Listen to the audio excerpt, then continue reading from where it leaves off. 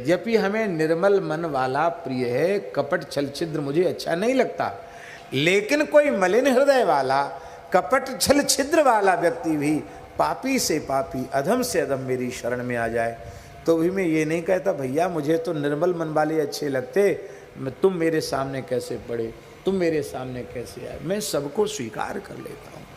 भैया बड़ी विनम्र प्रार्थना है मेरी आप सबसे, केवल और केवल भगवान ही ऐसे हैं जो किसी का भी त्याग नहीं करते।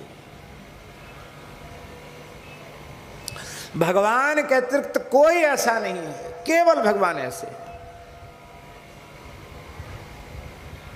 आपसे हमारे किसी भी प्रकार के स्वार्थ की सिद्धि हो रही होगी तो ही हम आपको स्वीकार करेंगे, और जिस दिन स्वार्थ सिद्धि में बाधा पड़ेगी आप चाहे जितने प्रिय बने रहो, आपका त्याग कर देंगे। लेकिन हमारे भगवान ऐसे नहीं, और जिसे स्वीकार कर लेते हैं फिर उसका त्याग नहीं करते।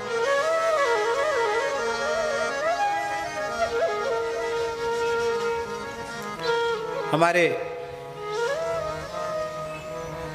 एक उड़ीसा के संत यहां बैठे हैं, नित्यानंद दास जी, जो पंच सखा में बलराम दास जी का है ना, बलराम दास जी पंच सखा में, उड़ीसा के पंच सखा प्रसिद्ध हैं, उनमें एक बलराम दास जी जिन्होंने लक्ष्मी पुराण लिखा है, बड़े अद्भुत। जगन्नाथ जी के पंच सखाओं में एक सखा, जगन्नाथ जी उनके साथ खेलते। क्या कहें, समय पूरा हो जाता है, हमको आज सिंथल दर्शन भी करना है, लेकिन बात ऐसी आ गई सामने। महाराज जी बलराम दास जी महाराज जगन्नाथ जी उनके साथ खेलते हैं, और वो जगन्नाथ भगवान के सामने गाते हैं, पखावज बजाते हैं, और तानपुरा बजा करके शास्त्रीय शैली में गायन करते हैं। तो उच्च कोटि के गवैया भी थे, लेखक भी थे, रचयिता भी थे। एक नर्तकी अतीव सुंदरी थी, देवदासी नर्तकी, और उस नर्तकी का प्रेम आपसे हो गया। देखो भगवत प्राप्त संत हैं महाराज जी, और इनका भी प्रेम उससे हो गया, आकर्षण बढ़ गया। भजन के नाम पे ही आकर्षण बन गया। बस वो जगन्नाथ जी के सामने नाच रही है, ये बजा रहे हैं, गा रहे हैं, नजर से नजर मिल गई, आकर्षण हो गया। आकर्षण हो गया तो सांकेतिक बातचीत हो गई कि तुम आ जाना हमारे यहाँ, ऐसे तो मिलने का अवसर नहीं है। तो ये चले गए उसके यहाँ, नृत्यांगना के यहाँ चले गए। रात को चले गए, और चले गए तो प्रयोजन क्या था वो तो कहने की आवश्यकता नहीं। इनके मन में भी विकृति आ चुकी थी, और उसके मन में तो इनसे मिलने की प्रबल इच्छा थी। दोनों का मिलना हो गया, संयोग हो गया दोनों का। ये भूल गए कि मैं भगवान का दास हूं, शरणागत भक्त हूं, मैं कहाँ गिर गया, किस गर्त में चला गया। ये भी भूल गए कि कल जगन्नाथ जी की रथ यात्रा है, ये भी भूल गए। उसी के घर में रुक गए रात को जाकर के। सवेरे उनको कुछ शंख वंख की आवाज़ सुनाई पड़ी, तो उन्होंने कहा, खिड़की से झांक के देखा कि क्या है, तो देखा लोगों के घरों के द्वार पर नए नए केले के खंभे लगे हैं, और गाय के गोबर से लीप कर चौक पूरे जा रहे हैं, कलश रखे जा रहे हैं, और कोई शंख बजा रहा, कोई हुलुक ध्वनि कर रहा है। तो उन्होंने उस नर्तकी से ही पूछा कि अरे क्या है आज। अरे बोले तुम भूल गए, आज जगन्नाथ जी की रथ यात्रा है। इतना सुनते ही महाविरह हो गया जगन्नाथ जी का, हाहाकार कर उठे। और जिन वस्त्रों से वो उस नाचने वाली स्त्री के पास रात्रि भर सोए थे, उसी वेशभूषा में भागते दौड़ते हुए जगन्नाथ जी के रथ के सामने आ गए। बड़ी विचित्र घटना है। इससे आप यह मत सोच लेना कि भगवान के भक्त को ऐसा होना चाहिए। भगवान की करुणा बताना चाहते हैं हम, भगवान की करुणा कैसी है ये कहना चाहते हैं। संसार में अच्छी बातें जल्दी प्रसिद्ध नहीं होती, बुरी बातें बहुत जल्दी फैल जाती हैं। फैलाने वाले तो एकदम झंडा उठा के रखते हैं, झंडा ऊंचा रहे हमारा। तिल का ताड़ बनाना लोगों का काम होता है। तो हल्ला मच गया कि देखो इतना बड़ा भक्त बनता, संत बनता बलराम दास, देखो उसकी क्या हालत है। और वो आ गया महाराज उसी स्थिति में, और जगन्नाथ जी की ओर दौड़े। तो पंडों ने उनको पीटा, लाठियों से बहुत पीटा। अरे बोले बड़ा दुष्ट है, निकृष्ट है, बड़ा पापी है, विषयी है, हमको पता है कहाँ होके आया। खूब पिटाई की, बेहोश हो गए। और बोले मर गया, फेंक दो इसको। समुद्र के किनारे उनको डाल दिया। ठंडी ठंडी हवा लगी, होश में आ गए। मन में सोचने लगे कि भगवान जगन्नाथ कितने करुणामय हैं। आखिर तो हम जीव हैं, हमसे भूल हुई, हम भगवान को भूल गए और हमारा पतन हो गया। तो ठीक है, दंड तो हमको मिलना ही चाहिए। अच्छा हुआ भगवान ने अपने पार्षदों से हमको पिटवा दिया, बहुत अच्छा हुआ। लेकिन उन्होंने कहा कि खबरदार आप जगन्नाथ जी के सामने मत आना, तो मैं जगन्नाथ महाप्रभु का दर्शन किए बिना कैसे जी पाऊंगा। रोने लगे, मैं रथ यात्रा का दर्शन नहीं कर सकता, रोने लगे। तब उन्होंने क्या किया, समुद्र के किनारे स्नान किया। स्नान करके समुद्र की बालू में ही 3 रथ बनाए, बालू के उंगली से आकार करके, एक जगन्नाथ जी का, एक बलभद्र जी का, एक सुभद्रा जी का। और मानसी में उन बालूका के रथों में जगन्नाथ जी, बलभद्र, सुभद्रा जी तीनों को विराजमान किया। और विराजमान करके वहीं भगवान जगन्नाथ जी की मानसी सेवा करने लगे। अब इधर वो तो समाधि में डूब गए मानसी सेवा में। यह है अपचेत सुदुराचारो भजते माम अनन्य भाग। और महाराज जी इधर जगन्नाथ जी का, बलभद्र जी का, सुभद्रा जी का रथ हिले ही नहीं। बहुत प्रयास किया, रथ बिल्कुल नहीं हिले। दोपहर हो गई, रथ नहीं हिला। मंदिर से, श्री मंदिर से रथ गुंडीचा की ओर चला ही नहीं। राजा ने गिड़गिड़ा कर प्रार्थना की। भगवान शंकराचार्य ने गिड़गिड़ा कर प्रार्थना की, क्योंकि गोवर्धन पीठ है, उस काल की बात है। भगवान किसी की बात नहीं सुने, हिले ही नहीं। आखिर राजा ने कहा महाराज कुछ न कुछ उपाय तो बताना पड़ेगा, नहीं तो ये सनातन परंपरा नष्ट हो जाएगी आपकी रथ यात्रा की। तब कहते भगवान जगन्नाथ की वाणी सुनाई पड़ी कि मेरा भक्त बलराम दास मुझे रथ में बिठाकर वहाँ मेरी सेवा कर रहा है। जब तक बलराम दास आकर मेरा रथ खींचेंगे नहीं, तब तक रथ हिलेगा नहीं। और तुमने बलराम दास पर प्रहार नहीं किया, मेरे ऊपर लाठियों से प्रहार किया। मेरी पीठ देखो। तो जगन्नाथ जी की पीठ देखी तो उस पर लाठियों के चिन्ह थे। मेरे भक्त को लेके आओ। आहा, इसलिए भगवान के शरण में चाहे जैसा जीव आ जाए, भगवान उसको त्यागते नहीं है। एक भजन लोग गाते हैं कि मैली चादर ओढ़ के कैसे द्वार तुम्हारे आऊं, हे पावन परमेश्वर मेरे मन ही मन शर्माऊं। ऐसा है ना कोई भजन? किसका भजन है? हरिओम शरण ने तो गाया है भजन, तो शायद ब्रह्मानंद जी का है, किसका है? किसी की रचना किसी दूसरे की है। लेकिन ये पद भी बहुत अच्छा है, लेकिन हमको यह पद इस रूप में बहुत अच्छा लगता। मैली चादर ओढ़ के ही प्रभु द्वार तुम्हारे आऊं।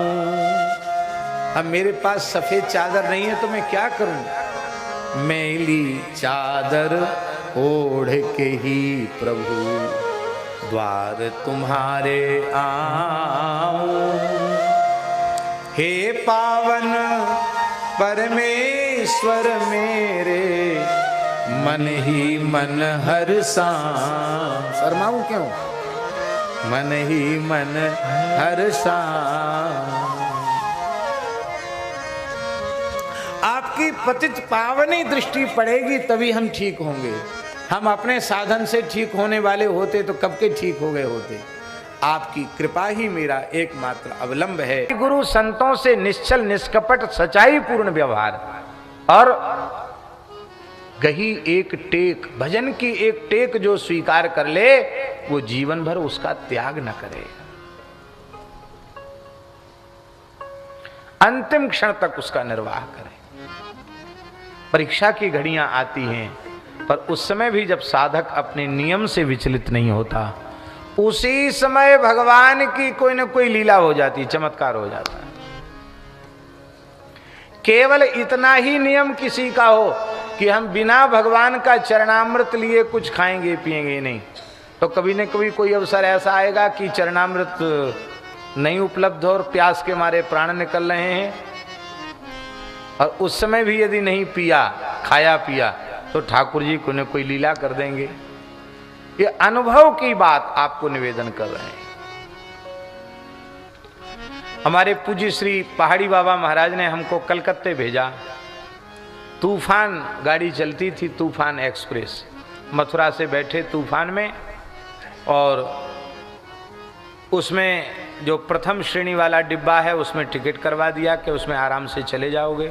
उसका प्रथम श्रेणी भी सामान्य ही है, उस समय तो सामान्य था, पता नहीं बदला है कि नहीं बदला, भगवान जाने। तो हम गए।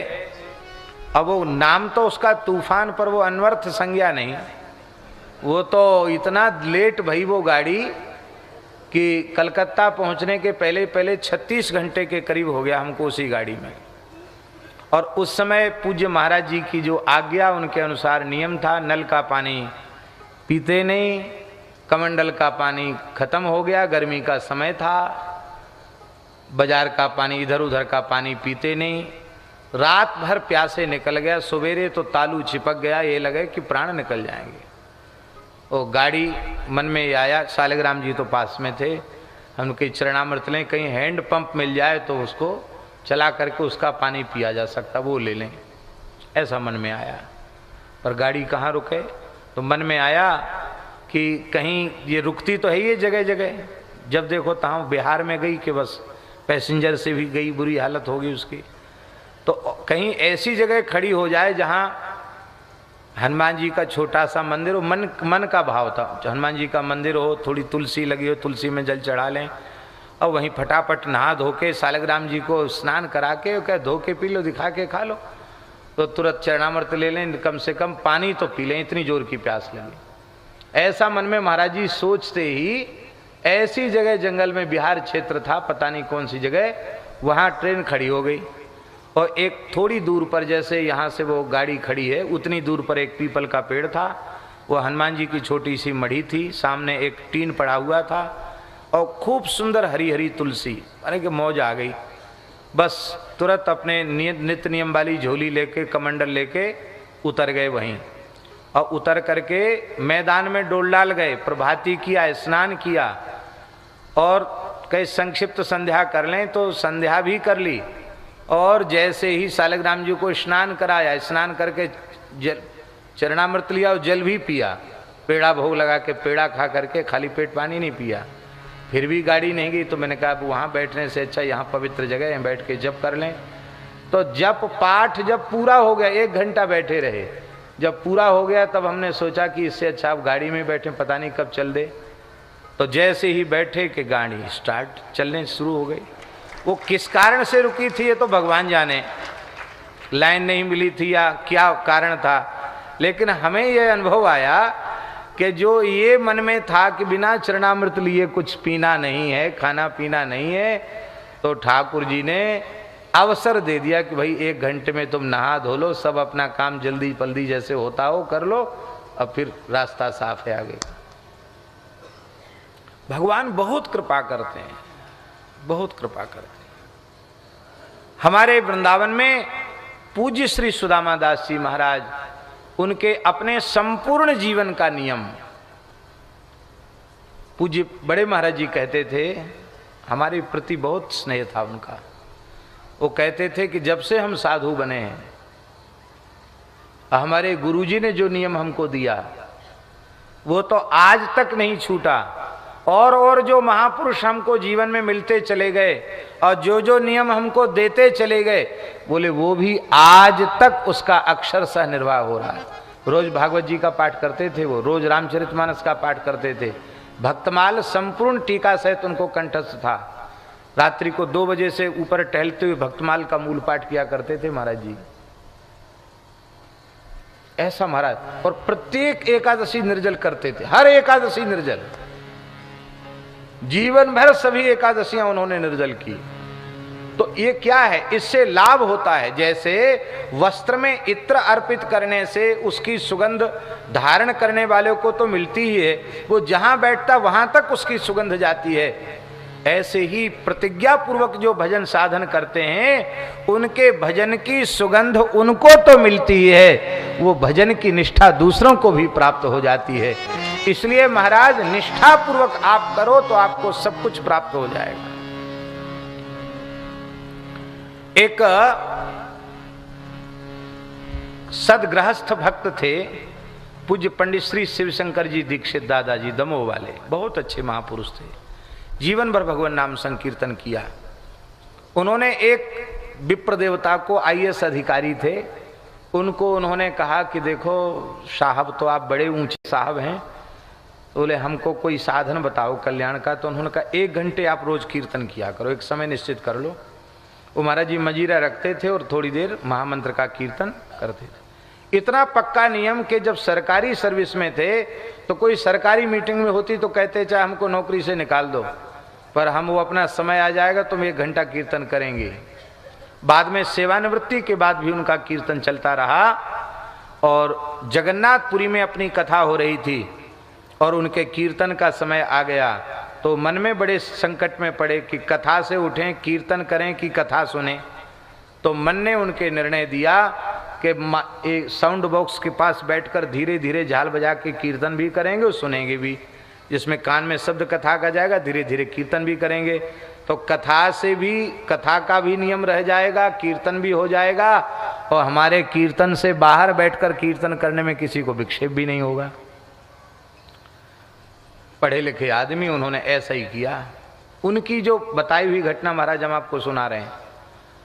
तो जैसे ही कीर्तन आरंभ किया, उन्हें उस समय भगवान की बाल लीलाएं चल रही थी, भागवत जी की कथा थी, तो उन्हें अनुभूति हुई कि बाल कृष्ण साक्षात खेल रहे हैं। कभी व्यासपीठ के नीचे चले जाते हैं, कभी पीछे आ जाते, कभी इधर खड़े हो जाते, कभी गोद में आ जाते। हमें कोई अनुभूति नहीं, हमें ठाकुर जी की कोई अनुभूति नहीं, लेकिन उनको बार बार अनुभूति हो रही थी कि ठाकुर जी कभी पीछे खड़े होते, कभी गोद में आ जाते, कभी व्यास, जैसे छोटे बच्चे चंचलता करते हैं। 1 घंटे तक वे कीर्तन करते रहे, 1 घंटे तक बालकृष्ण की लीला उनको दिखाई पड़ती रही। और हम दूसरे दिन सवेरे ठाकुर सेवा कर रहे थे तो रोते हुए उन्होंने ये पूरी घटना हमको सुनाई। मैंने कहा ये कीर्तन, ये नियम पूर्वक जो आपने कीर्तन किया उसकी ये महिमा है, इस अनुभूति को सब जगह प्रकाशित मत करना, नियम से सिद्धि हो जाती है। इसलिए हमारे भजन में भले ही छोटे से छोटा नियम, एक छोटा सा नियम आपको बताते हैं। स्कंद पुराण में लिखा है, निर्माल्यम जगदीशस्य नाशित्वा स्नामि किंचन इति सत्य प्रतिज्ञो यः प्रत्यहम तच्च भक्षयेत सर्व पाप विशुद्धात्मा शुद्धांत कर्णो नरः स शुद्धम वैष्णव स्थानम क्रमाद्याति न संशयः। महाराज जी लिखा है स्कंद पुराण के नीलाचल महात्म्य में कि भगवान जगन्नाथ का निर्माल्य जो सूखा चावल महाप्रसाद है, रोज उसको जो ग्रहण करता है, बिना जगन्नाथ जी का महाप्रसाद लिए मैं कुछ भी ग्रहण नहीं करूंगा, ऐसी सच्ची प्रतिज्ञा जिसने कर ली है, रोज जगन्नाथ जी का निर्माल्य भक्षण करता है, तो प्रत्यहम निर्माल्यम जगदीशस्य नाशित्वा न अशित्वा स्नामि किंचन इति सत्य प्रतिज्ञो यह प्रत्यहम तच्च भक्षयेत, रोज भक्षण करता है। सर्व पाप विशुद्धात्मा, संपूर्ण पापों से मुक्त उसका अंतःकरण हो जाता है, उसका अंतःकरण पवित्र हो जाता है। असा शुद्धम वैष्णव स्थानम क्रमाद्याति न संशया, वो निश्चित ही भगवान के परम पद नित्य साकेत गोलोक वैकुंठ जो चाहे सो से मिल जाएगा, इसमें कोई संदेह नहीं। हमने तो जब से स्कंद पुराण के पाठ में श्लोक आया तब से जगन्नाथ जी का निर्माल लेना आरंभ कर दिया कि भाई कितना सरल साधन है, केवल स्नान करके 2 कण मुख में रख लो, गारंटी है, पक्की लिखा पड़ी है कि वहां जाओगे, कहीं बीच में अटकना भटकना नहीं पड़ेगा। कितना सरल साधन है, करने की आवश्यकता है। इसलिए केवल इतना ही करो, उतने से ही लाभ हो जाएगा। बहुत प्रसिद्ध घटना है, दक्षिण भारत में श्री रंगम धाम है, जिसे इस भूवैकुंठ कहा जाता है। ऐसे भूवैकुंठ श्री रंगम धाम में भगवान श्री रंगनाथ जी की उत्सव यात्रा निकल रही थी और 1000 साल पुरानी घटना है। श्री भाष्यकार शेषावतार भगवान स्वामी श्री रामानुजाचार्य जी महाराज वे स्वयं भगवान की यात्रा में चल रहे थे और उसी श्रीरंगम का रहने वाला एक धनी मानी व्यक्ति जिनका नाम धनुर्दास था, बड़े विषयी थे वे और बड़े धनाढ्य भी थे। उनकी पत्नी मालिनी नाम था उनका, उन पर छत्ता लगा के चल रहे थे। और छत्ता भी कैसे लगाए थे ब्रह्मचारी जी, बड़ी विचित्र बात है। ऐसे बगल में छत्ता लगा के चले सो नहीं, उसके आगे आगे उल्टे चल रहे थे छत्ता लगा के। समझ में आई बात नहीं? तो ये पत्नी है और वो सामने उसको देख रहे हैं, ऐसे छत्ता लगा के उल्टे चल रहे हैं। लोग तमाशा देख रहे हैं, उन्हें किसी की परवाह नहीं। इधर दृष्टि श्री रामानुजाचार्य जी की भी गई। उन्होंने पूछा तो लोगों ने कहा कि ये यहाँ के बड़े धनाढ्य व्यक्ति हैं। हाँ, पहलवान था, बहुत बड़ा मल्ल था, मल्ल भी थे और श्री संपन्न भी थे, हैं? हाँ, मालदार, मल्ल भी थे और मालदार भी थे। गौरांग जी ने क्या बढ़िया संगति बैठाई, मल्ल भी थे और मालदार भी थे। तो श्री रामानुजाचार्य जी ने कहा कि पूछो भाई। लोगों ने बताया कि ये अमुक अमुक हैं, मल्ल हैं और बड़े मालदार भी हैं। इनकी पत्नी भी बड़ी सुंदर, ये भी खूब सुंदर हैं, पत्नी में इनका प्रेम ज्यादा है। तो स्वामी जी ने कहा कि इनको मठ में बुलाओ। तो रात्रि में उनको मठ में बुलाया, शाम को मठ में बुलाया। धनुर्दास तो डर रहे थे कि पता नहीं स्वामी जी क्या कहेंगे हमसे, पर उन्होंने बड़े स्नेह पूर्वक उनको बिठाया, कहा आओ भैया बैठो। क्या नाम है आपका? बोले धनुर्दास। महाराज मैं मल्ल हूं। अच्छा।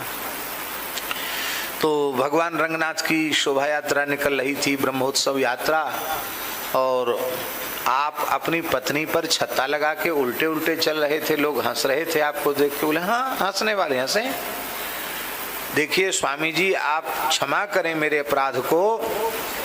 मुझे इस पृथ्वी पर अपनी पत्नी से अधिक सुंदर और कोई दिखाई नहीं पड़ता। मैं उसको देखे बिना रह नहीं सकता। तो बाहर चलता हूं तो साथ लेकर चलता हूं, और सामने सामने इसलिए चलता हूं उल्टे कि उसका मुख दिखाई पड़े। छाता इसलिए लगाता हूं कि इधर दक्षिण में धूप ज्यादा पड़ती है, हमारी पत्नी का रूप धर्षित न हो जाए, वो काली न पड़ जाए, इसके लिए उसको छत्ता लगा के चलता हूं, धूप से जल न जाए उसका शरीर। देखिए, इसी को कहते हैं दोष में गुण को खोज लेना। स्वामी जी ने मन में विचार किया, श्री रामानुज स्वामी जी ने, कि इस जीव में एक बड़ा भारी गुण है रूपासक्ति का। ये रूप में आसक्त है, पर दुर्भाग्य ये है इसका कि मलमूत्र के भांड को, नासवान शरीर को इसने रूप समझ रखा है, मलमूत्र को ही इसने रूप समझ रखा है। ये इसका दुर्भाग्य है। तो स्वामी जी ने तनिक सोच कर कहा कि मान लो तुम्हारी पत्नी से अधिक सुंदर, अत्यंत सुंदर, माने इतना सुंदर कि हर क्षण सुंदर से सुंदर होता चला जाए, इतना सुंदर तुम्हारे सामने उपस्थित हो जाए तो। उसने कहा मेरी दृष्टि तो यह है कि मेरी पत्नी से सुंदर कोई हो नहीं सकता, पर कथनचित इससे उत्कृष्ट सौंदर्य मुझे दिखाई पड़ेगा तो स्वाभाविक मेरी प्रवृत्ति उधर होगी। तब आप भगवान के निकट गए और भगवान से प्रार्थना की, नारायण दया सिंधो वात्सल्य गुण सागर एनम रक्ष जगन्नाथ बहुजन्मापराधनम। हे नारायण, हे दया सिंधु, हे वात्सल्य गुण के समुद्र, यह विषयी जीव अनेक जन्मों का अपराधी, इस पर कृपा करो, अपने मंगलमय स्वरूप का दर्शन कराओ। जैसे ही आचार्य चरण ने प्रार्थना की और भगवान ने अपना कोटि कोटि कंदर्प दर्प दलन करने वाला मंगलमय स्वरूप जैसे ही उसके सामने प्रकट किया, श्री विग्रह में ही भगवान का मंगलमय स्वरूप प्रकट हो गया। उसका दर्शन करके धनुर्दास पछाड़ खाकर गिर गए, मूर्छित हो गए। और फिर तो इतने बड़े भक्त हुए धनुर्दास के श्री रामानुज स्वामी जी कावेरी स्नान करने जाते थे सवेरे, तो ब्राह्मणों के कंधे पर हाथ, पुजारियों के कंधे पर हाथ रखकर जाते थे। अब वहां से संध्योपासन करके नित्य कृत्य करके जब कावेरी से लौटे तो धनुर्दास के कंधे पर हाथ रख के चलते थे। तो पुजारियों में बड़ा असंतोष हुआ, बोले देखो हम लोग सब दाक्षिणात्य ब्राह्मण हैं, दिन भर पूजा पाठ कर्म कांड करते हैं, अग्निहोत्र करते हैं, जब बिना नहाए होते हैं तब तो हमारे कंधे पे हाथ धरते हैं, और जब सारा नित्य नियम कर लेते हैं तब इस शूद्र के कंधे पर हाथ रख के चलते हैं। वो शूद्र थे, इस शूद्र के कंधे पर हाथ रखकर चलते हैं। ऐसा ही होता है, महापुरुषों के निकट रहने वाले लोग उनकी गरिमा महिमा तो समझते नहीं। उनके मन में आ रहा था कि बुढ़ापे में लगता है इनकी बुद्धि भी खराब हो गई। हे भगवान बताओ,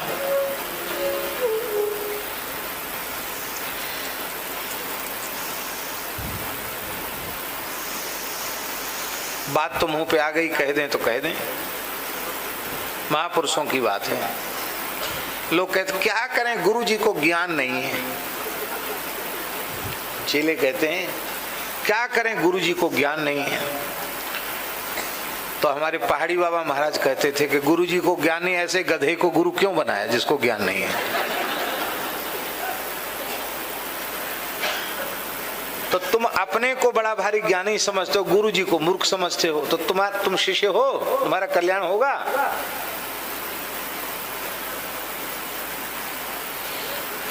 ये होता है। निकट वाले सोच रहे थे इनकी बुद्धि को क्या हो गया, बताओ।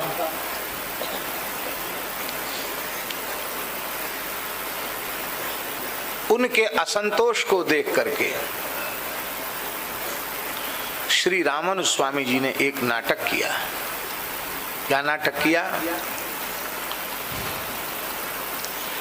अपने शिष्यों से कहा कि धनुर्दास को देर तक हम अपने पास सत्संग में रखेंगे और तुम लोग उनके घर जाना और जो कुछ बहुमूल्य वस्तु मिले उठा के मेरे पास, माने चोरी करके ले आना। उनकी पत्नी बाट जो हो रही थी और वैष्णव गए घर के बहुमूल्य सोने चांदी के बर्तन सब उठा के लाने लगे, तो उनकी पत्नी जानबूझ के सो गई। वो जान रही थी कि चोरी करने आए, ये हैं सब तिलकधारी, तो ये सब भगवत भक्त ही हैं और ले जाएं तो अच्छा है, सेवा में लगेगा। वो लेट गई, जानबूझ के सोने का अभिनय किया उसने, सोई नहीं थी। तो उनको और लोभ बढ़ा तो उसके शरीर के आभूषण उतारे। तो उसने सोचा कि एक करवट से मैं लेटूं तो एक तरफ के आभूषण तो उतर गए, एक तरफ के रह गए, तो ये भी चले जाएं सेवा में तो अच्छा है। तो उसने जैसे ही करवट बदली, उन्होंने समझा कि ये जग गई। वो जो सामान बटोरा था उसे भी छोड़े आए और वो भागे वहां से, डर के मारे भाग गए। श्री धनुर्दास जी आए, पत्नी से सारी बात हुई तो उन्होंने डांटा, कहा नहीं तुम्हारे मन में लोभ आ गया। उन्होंने नहीं, मेरे मन में बिल्कुल लोभ नहीं, मैं तो सब जानबूझ के मैंने आभूषण अपने शरीर उतरवाए। तो बोले दो कुछ तिजोरी में रखा है वो, और जो बच गया शरीर पर वो सब का सब मुझे दे दो, अभी मैं मठ में पहुंचा के आता हूं, भगवान की सेवा में लगेगा। अपने को प्रसाद भगवत कृपा से मिल जाता है। इस सोने चांदी हीरे जवाहरात की अब हमें क्या आवश्यकता है। महाराज जी पत्नी ने सारा आभूषण उतार के दे दिया, घर में जो कुछ रह गया था वो भी दे दिया, सब कुछ लेकर स्वामी जी के पास पहुंचे और दे करके साष्टांग प्रणाम करके चले आए। ये भी नहीं कहा कि हम कैसे लाए, और स्वामी जी भी कुछ बोले नहीं, बोले रख गया, प्रणाम करके चला गया। दूसरे दिन स्वामी जी ने एक अपने विश्वस्त शिष्य को कहा कि ये जो अर्चक पूजक है ना, इनके कपड़ा का, लंगोटी का, अचला का, धोती का एक एक कोना फाड़ लो, कैंची से थोड़ा थोड़ा कतर दो, छिद्र बना दो, थोड़ा इधर उधर काट दो और इधर का उधर रख दो, इसका अचला वहां, उसका अचला वहां, ऐसा है। करवा दिया वैसा ही। वो सब स्नान करके झगड़े में लगे, हमारा कपड़ा किसने फाड़ा, हमारे इसमें छेद कैसे हुआ, हमारी धोती वहां सूख रही थी वहां कैसे चली गई। स्वामी जी ने कहा भाई तुम झगड़ा ही करते रहोगे, भगवान की सेवा कब करोगे। नहीं नहीं, हम तो भगवान की सेवा करें चाहे न करें। ऐसा किया किसने, लाओ उसको। भाई मिल जाएगा तो उसको फांसी पे चढ़ाओगे क्या भाई। लो नया नया कपड़ा लो, फटा हुआ कपड़ा मत पहनो, नया वस्त्र लो, सब जाओ भगवान की सेवा में। सब सेवा में चले गए। फिर शाम को फिर सबको बुलाया, धनुर्दास को बुलाया, बोले इसके घर की सारी संपत्ति यहाँ बिना कहे दे गया, और तुमको जो कुछ मिलता है भगवान की सेवा से यहीं से मिलता है, और कपड़ा थोड़ा थोड़ा सा कट फट गया तो तुम लोग भगवान की सेवा छोड़कर झगड़ा करने लगे। फिर भी तुम्हारे मन में बड़ा अहंकार है कि हम अमुक हैं, हम तमुक हैं। तो कान खोलकर सुन लो, जिसके प्रति तुम जाति बुद्धि रखते हो, शूद्र की बुद्धि रखते हो, वो धनुर्दास भगवान का इतना बड़ा भक्त है कि मैं कावेरी स्नान से, संध्योपासन से, नित्य मंत्र के जप से उस पवित्रता का अनुभव नहीं कर पाता जिस पवित्रता का अनुभव में धनुर्दास के कंधे पर हाथ रख करके करता हूं। ये भक्त है क्योंकि इसका भोगों के प्रति आकर्षण नहीं है। भैया अपनी अपनी छाती पे हाथ धर के देख लो, रूप रसगंध शब्द स्पर्श के प्रति, भोगों के प्रति आकर्षण है तो हम भक्त कहलाने के लायक नहीं है। हमारा आकर्षण भगवान की ओर होना चाहिए। फिर वही बात याद आ गई, ये आकर्षण कैसे होगा। एक बार इनकी झलक मिल जाए। हमारे ब्रज में कहते हैं, सखी ऐसो सुंदर नाही में सब जग हेरो, सखी ऐसो सुंदर नाही में सब जग हेरो, बिनु देखे श्याम द्रिगन में छायो अंधेरो, बिनु देखे श्याम द्रिगन में छायो अंधेरो। आहा, ऐसे हमारे श्री ठाकुर जी हैं, इनके प्रति आकर्षण, जितना आकर्षण भगवान की ओर बढ़ेगा उतना आकर्षण संसार से घटेगा। भगवान के प्रति आकर्षण बनेगा भक्तों का संग करने से, वैराग्यवान पुरुषों का संग करने से, और बारंबार भगवान नाम रूप गुण लीला का चिंतन करने से, अनुसंधान करने से, आश्रय लेने से भगवान के प्रति आकर्षण बढ़ेगा।